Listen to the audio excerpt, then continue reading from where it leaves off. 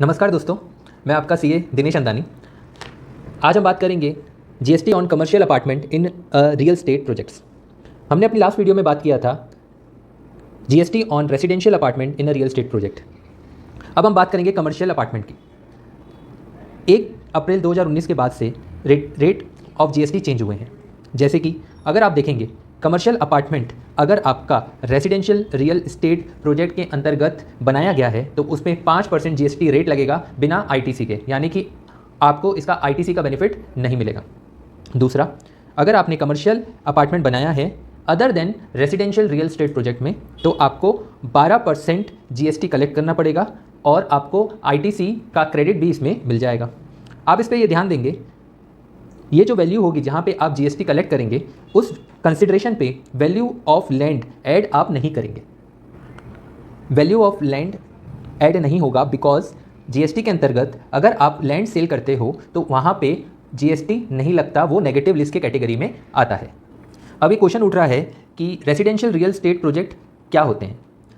अगर आपको ये ध्यान देना पड़ेगा कि टोटल कारपेट एरिया जो होगा किसका, आपके ऑल दी अपार्टमेंट का,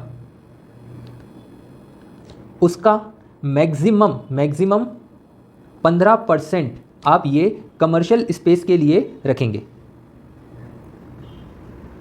इसी को हम बोलेंगे रेसिडेंशियल रियल एस्टेट प्रोजेक्ट। अब हम बात करेंगे वर्क कॉन्ट्रैक्ट के बारे में। अगर एक कॉन्ट्रैक्टर प्रोवाइड कर रहा है सर्विसेज किसी प्रमोटर को या ओनर को जो एक रियल स्टेट प्रोजेक्ट में कंस्ट्रक्शन या इन्वेस्टमेंट करना चाह रहे हैं, तो उस केस में आपके जीएसटी रेट क्या लगेंगे।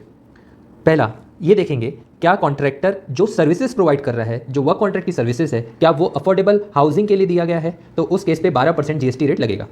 अगर वो प्रोवाइड कर रहा है अदर देन अफोर्डेबल हाउसिंग के लिए तो वहाँ पे 18% का जीएसटी लगेगा। और अगर वो सर्विसेज प्रोवाइड कर रहा है कमर्शियल पर्पसेस के लिए तो वो 18% की जीएसटी की कैटेगरी में आ जाएगा।